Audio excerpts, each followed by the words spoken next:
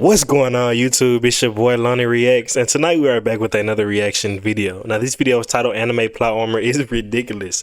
Now off rip bro, he's not even lying. Anime has some insane ass plot armor. For example, Trafalgar D Law, bro. If you ever watched One Piece, bro, you know in Dressrosa, this nigga should have died at least 35 times. Like I just rewatched a few episodes of Dressrosa not too long ago, a few hours ago. And it's so insane to me how this nigga Lost somehow survived about 45 gunshot wounds, about 97 different stab wounds. The nigga even got his arm cut off and he lost like a few gallons of blood, but he was still alive. And this is a regular nigga, mind you. It ain't nothing insane about Law or Knight. Like, he a regular human, bro. But like, yeah, anime plot armor is insane as fuck. So honestly, with that being said, I don't have too much to say. Let's just dive into this video, bro. Plot armor is one of those phrases that people be spamming when talking about anime. And honestly, dog, I can't even blame them for real. Because there are genuinely too many examples where people be getting power-ups out of nowhere. Even though they have suffered countless injuries in battle, where that motherfucker should definitely be dead or not be able to move at least. Or where people be getting slimed out in a fight where they should. This is Record of Ragnarok. I have never watched it. Bullshit for their death because they were way too overpowered. And bro, it is ridiculous seeing the amount of times this has happened in anime. So today we're gonna be talking about some of anime's most bullshit plot armor, starting with an anime I've been wanting to talk about for a minute: Adam vs. Zeus from Record of Ragnarok. Now I know that this show might not have the flashiest animation or the best storyline, but the way this anime revolves around a tournament arc of 13 rounds where each round consists of fictional characters based on real life people going against gods to fight for humanity's survival is low-key a tough ass concept. And this dude Adam from Record of Ragnarok might be one of the toughest representations of Adam from the Bible I think I've ever seen. He deadass looks like he was straight out of a Renaissance painting. Majestic as fuck. Not to mention that he had one of the most broken abilities in the Bro, we have to talk about this, bro. The way Japanese motherfuckers will glaze the shit out of white people is insane to me, bro. Like, I don't think I've ever seen an anime character that deadass looks Japanese. They all look European.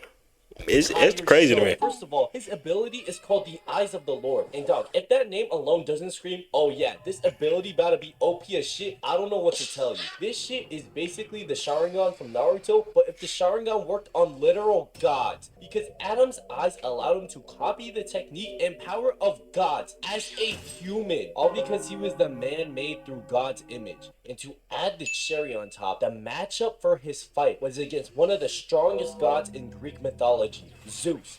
Fucking Zeus. And you know what this man Adam was doing? This man proceeded to piece up one of the most powerful Greek gods without breaking a sweat. That motherfucker's cheating! Take my word! Zeus had this ability called the Fist that surpassed time. That is a one-hit knockout to whoever this landed. Nate Robinson's so fucking sorry. Adam was not only able to dodge this shit, but he was able to copy it. Had bro on Fraud Watch the entire fight. This shit was deadass like Anthony Joshua versus Jake Paul. It was not even close. I didn't even watch that fight because I knew it was gonna happen. I only saw a few clips of it.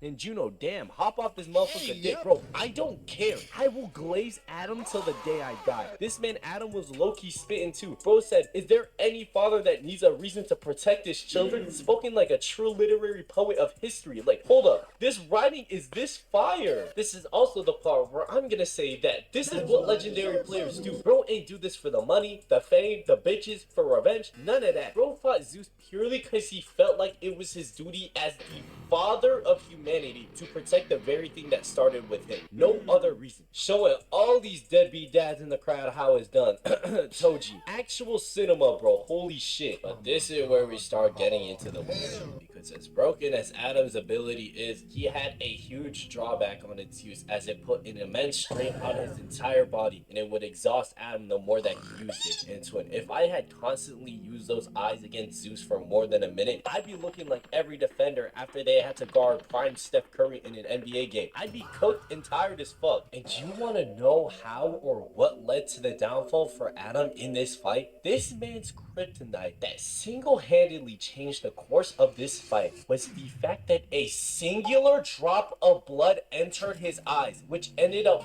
blinding him and basically causing him to lose his ability completely, which allowed Zeus to get in the last hit to finish him off. But I will always respect Adam, because even after this huge ass blow and this shitty ass luck with his fight, he kept up fighting while he was missing both his eyes, and even after he died. And dog, in almost every comment section I see talking about Adam versus Zeus from Record of Ragnarok, everybody unanimously agrees that Adam lost purely for plot's sake. I don't think there was a single person who watched this fight for the first time who thought that Zeus I thought he was gonna say Zeus would have lost for plot, but I guess going to win that fight, because no matter how many things Zeus threw at him, Adam kept proving him wrong time and time again until the blood drops made his eyesight go bye-bye. And people are trying to say that Adam's death makes sense, and bro, I guess, but my GOAT should have won this fight. I don't give a fuck what nobody said. If Adam has 1 million fans, then I am one of them. If Adam has 10 fans, then I am one of them. If Adam has only 1 fan, then that is me. If Adam has no fans, then that means I am no longer on this earth. If the world is against Adam, then I am against the world. Fuck you talking about? The only people I see who genuinely thought that Zeus would actually win this fight are Zeus Greek mythology dick riders, aka the ones that are completely and utterly wrong, and Utah fans. If anything, this fight should have been one of the very last in the series, where Adam, the first man to ever exist, wins the whole thing in the last fight while fighting the almighty Zeus, one of the leaders of the gods in this verse in terms of strength. But nah, Zeus got bailed by Plot while the Plot decided to have Adam get his shit rammed by a drop of blood. But if there's any character I know that is literally surviving off plot armor more than Zeus was in Record of Ragnarok, is gonna be King from One Punch Man. The literal concept of King's character is actually insane. You need to take that. Wait a minute. I know this nigga. This is the one hero. I watched One Punch Man years ago, like a very long time ago. This is the one hero. He was like a high-ranking hero, right? But the whole time he was really weak as hell. It was kind of like he was just getting lucky, like Vaster Stampede, some shit like that. Invest that shit into a damn lottery ticket, cause damn, this motherfucker got some crazy bulletproof plot armor, unlike anything I've ever seen. Could you imagine that in your seemingly uneventful life, a big ass monster just randomly pulls up on you out of nowhere, and you are low-genuinely cooked? Low-genuinely?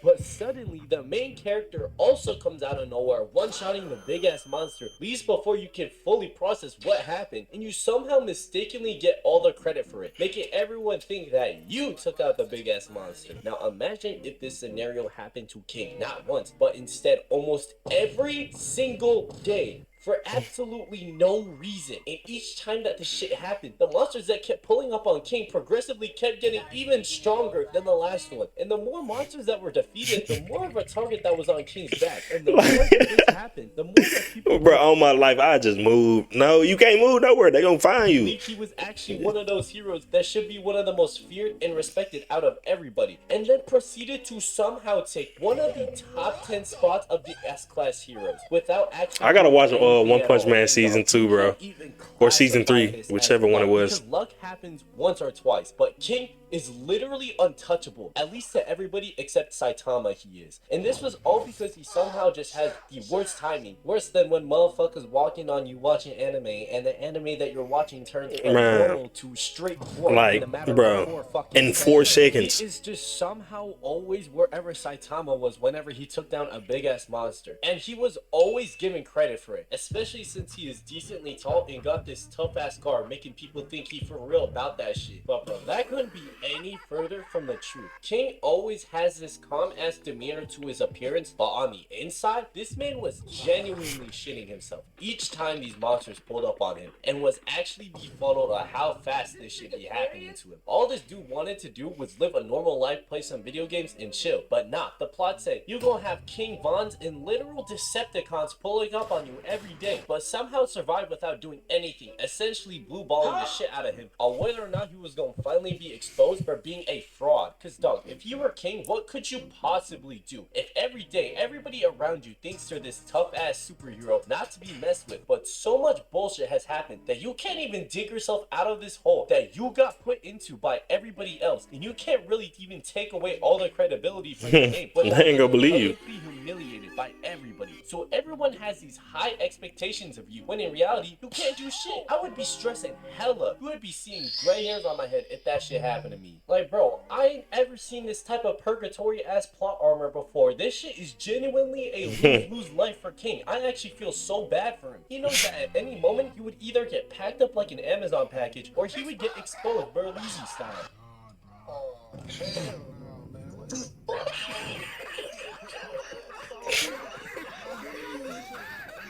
However, it just never happens, and this man is just forever stressing, waiting for the day that it actually does happen. And I knew this plot armor was on another level, because besides Saitama, nobody knows that this man is a fraud somehow. Even the other S-class heroes, they somehow are all delusional enough to believe that the King engine is real, which is a sound that motherfuckers hear when King is quote-unquote going into battle. They for real talking about this dude like he a transformer or something. What the fuck? And apparently, it's this threatening drumming sound that no monster has heard and survived, when in reality, it's that nigga heart. Loud ass heart beating from the inside of his chest like a goddamn cartoon character. Like, y'all remember this one scene where a rip-off Megatron just pulled up on him and wanted to run the fade with him simply because he was a top 10 hero, and King somehow managed to BS his way out of this fight by literally saying, "My fault, son, I can only exert only 10% of my power because I gotta shit real quick. You mind if we throw hands after?" Without seeming the slightest bit terrified. Like, I want to know how this man be handling talking shit to his ops like his entire life is on the line, because I just knew I would have cracked under pressure at least once, and if that ever happened, I know for sure I would be cooked. Actual generational performance by King. Like, bro, please leave this man alone and let him go home to play his Xbox games. He don't want to be around none of y'all's bullshit in the slightest. Speaking of motherfuckers in purgatory because of plot armor, let's talk about this man, Reiner from Attack on Titan. Forget about what I said.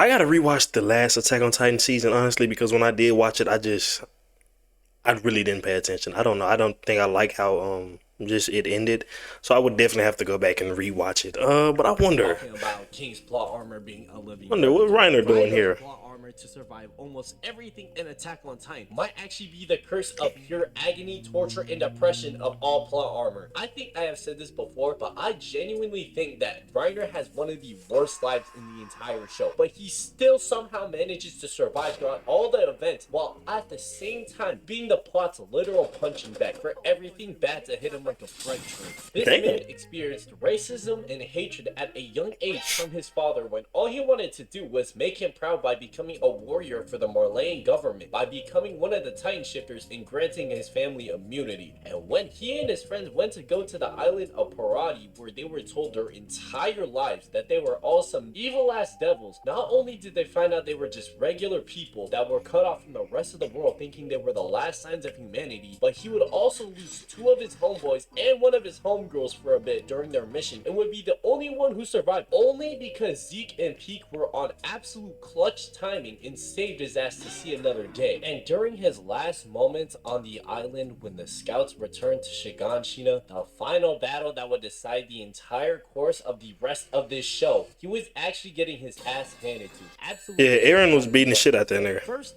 Armin's Einstein thinking found bro within the walls, and as soon as he was outed, Levi saw him and it was on sight. He dropped down and stabbed him through the neck. Well, Reiner ends up tanking this shit somehow and surviving. That's plot armor strike number one. And that ain't plot armor, that nigga Titan. He thinks he's safe, but he ain't know about the development of the Thunder Spears that the scouts made for this battle. These yep. were dead ass a straight counter to Reiner's entire kit. It basically made his only ability useless, since the scouts would just boom his shit, and they had bro doing his one-to-one impression. I feel like what's crazy to me is Reiner really could not fight.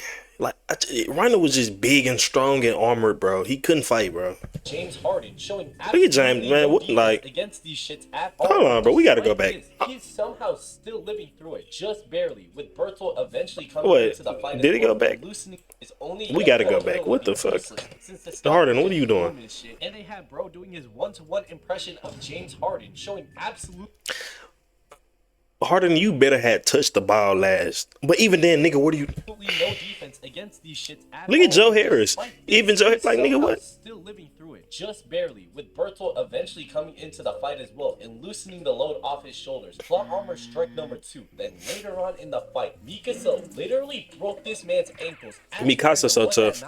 Standing on his slimy ass tongue and everything, and actually boomed him from the inside out. And Habro looking like this one SpongeBob gif where Squidward and Mr. Krabs get blown out the Krusty Krab, officially disabling bro and capturing Reiner with nowhere to run. This dude was done. The scouts were getting their questioning out of him and everything. All they wanted to do was either get the Titan serum to have someone eat him or kill him if the serum was already in use. And this motherfucker was about to die by Hanji after Mikasa sent the signal to do so. But out of nowhere, Peak and Zeke spawned into thin air like LeBron on a chase down block and managed to snag Reiner right as they were about to off this dude. And he survives. Again, that is plot armor strike number 3. Like, this motherfucker's out. This man was supposed to die at least 3 different times in the same exact arc, especially the last one. But instead, he survived all 3 times. I'm be real, this ain't shit compared to what the fuck I just seen what happened to Law at Dressrosa, man. This nigga should have died at least 80 different times. He was so good that in season 4, he was generally going to keep himself safe and take himself out of the story. But the plot wouldn't even let him do that. This plot armor strike number 4. This man deadass cannot die no matter what he does. Bro tried to take himself out of the story, but the author said, nah, you're gonna have to suffer a little bit more. Matter of fact, he'll survive the entire series. But honestly, if I had to live this man's life, I would probably react the same way. I'd genuinely be tired of everything. However, what I'm really tired of is seeing plot armor suck off this man Yuno from Black Clover. It is genuine. Now, you know, I don't want to say I love Black Clover. I like Black Clover. Black Clover is cool. But something that will constantly just piss me off about the show, this nigga, you know. At the point, just make him the fucking main character. Like, this nigga does nothing. But he constantly getting power up. Like, he constantly up there with Asta, bro. Asta training day in, day out. This nigga, you know, is doing absolutely nothing. And matter of fact, I just seen a TikTok a few weeks ago, maybe. Niggas talking about this nigga, you know, has anti-magic now. My favorite that shit, man. Is one of my favorite animes of all time. It was my first 100+ anime I've watched along with Hunter x Hunter, and I love Asta. But bro, fuck this dude, you know, he a bitch. The way that both Asta and Yuno achieve their broken ass abilities are so different in terms of effort. Like, so different. It's insane. Asta is going through literal hell in 3 winter arcs to unlock his devil form, while pretty boy Yuno does absolutely nothing except aura farm and look cool, but is somehow as strong or maybe even stronger than Asta. This dude actually pissed me off because from the moment this I understand, bro. Like, it pissed me off too. Started, this man was literally getting blessed with every fucking advantage in the verse. In the damn first episode of the show, this man gets the goddamn 4-leaf clover grimoire, which is in fact. And then one thing I hated is how the folks, they was treating Asta, bro, like the priest, the priest guy, like the kind of the stepdad, I guess. He was treating Asta like shit because he didn't have magic, and nigga was dick riding, you know, and shit. Like, man, that shit was making me mad, bro. One of the rarest grimoires in the verse, with people saying that it is a book of destiny. This was basically Black Clover's way of saying we can give this man anything whenever we want because he's blessed with anything magic related. This series was for real rage baiting me with the amount of work that Asta was putting in training to strengthen his body to use his swords better, while Yuno on the other hand was just getting new spells and power up seemingly out of nowhere. Out of nowhere. In the dungeon arc, yes, Asta got a new sword to use that provided a different purpose, absorbing magic instead of reflecting it. Not broken at all. Meanwhile, Yuno finds a magical fucking wind spear to add to his arsenal, which strengthens his already strong wind magic and gives him a new move as well. This is like giving one of your sons a water cooling PC with a 4090 graphics card, while the other one gets a dusty old computer that your mom used in the 90s. Do y'all see the obvious difference between Yuno's and Asta's upgrades? Nigga, why would you do that? Yay! Asta gets something that can be useful once he learns how to use it. Yuno just got handed 30 more levels of experience and new movesets and eventually able to unlock this wind form, all because he met this fake ass Tinkerbell. Alright, bro. And you would think that eventually that you would see bro get into a fight where he would get his ass handed to like Asta, right? This motherfucker literally did not struggle once. He wins all his For fights. almost the entire series until the Dark Oh yeah, until he met this nigga right here. Don't remember his name. Until he met that nigga right there, that was like the first time this nigga Yuno ever had any trouble. Like And anytime. that one fade where he got his shit ran, this motherfucker quite literally died. And if it wasn't for Bell resurrecting Plot Armor Man from the brink of death, he would have gotten smoked. I honestly don't even remember this.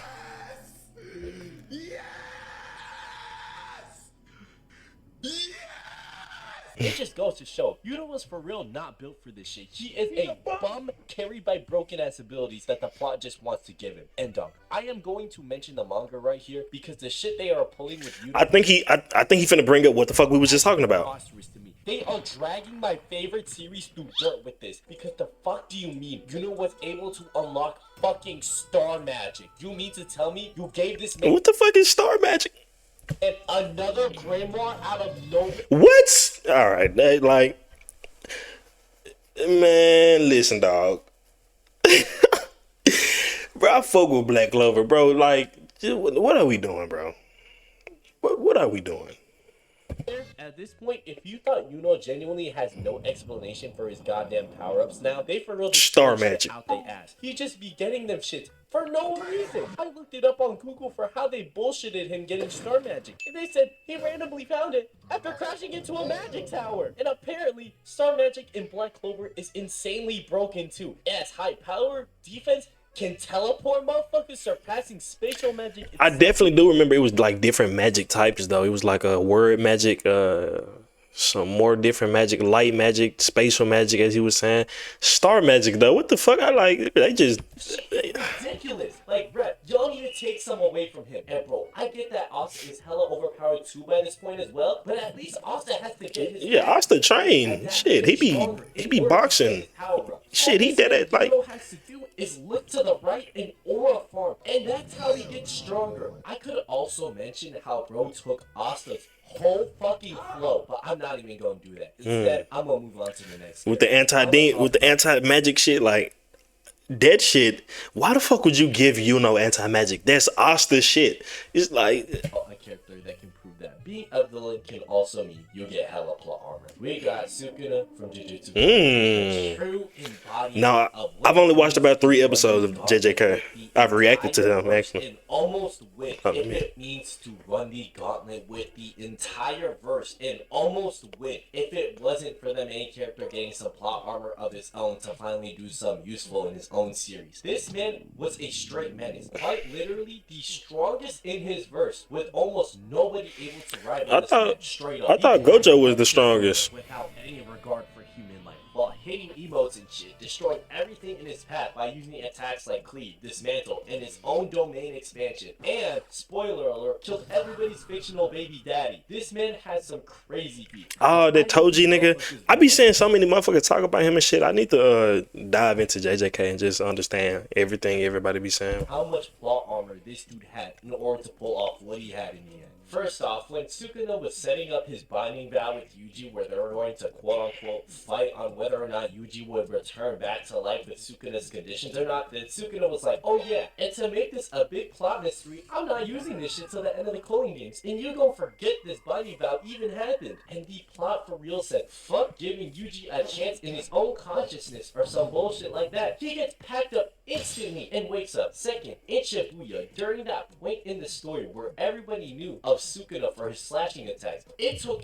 everybody by surprise when Dog started playing with fire out of nowhere and use it to deadass one-shot Joko. Start toying with motherfuckers using a literal meteor while also fighting Maharaga, a Shikigami that can literally adapt to any attack you throw at it, and was winning. Third, this man used his binding vow with Yuji in order to reveal one of the biggest loopholes in the entire show, which allowed him to take over Potential Man's body and stole his bag, which had one of the most broken abilities in the entire show, the 10 Shadows technique, allowing him to access the most powerful Shikigami in Mahoraga, while also already being the strongest curse in existence. And lastly, it took every cast member from Jujutsu Kaisen giving their 120% just to even rival this man. And the entire time during the last fight in Shinjuku, you saw this man Sukuna pulling out some new shit motherfuckers ain't even seen before. This is literally why everybody started spamming these "I haven't used this technique from the Heian era" memes during this fight, because Sukuna just started countering motherfuckers with moves people ain't never seen use before. Well, they did say that nigga was like the greatest sorcerer of all time. So, hey. Plot armor need a nerf for some, because do y'all see what these characters are doing with them? But yeah, you know ass need to, man, you know pissed me off, bro. But damn, I didn't mean to click on that. But yeah, that nigga really pissed me off, bro. They gave this nigga fucking anti-magic. Nigga, that's Asta shit. That's literally what makes Asta who he is. You gonna give that shit to Man. But bro, if you like this video, please like and subscribe so I can continue giving you guys these videos. And I'll see you next time.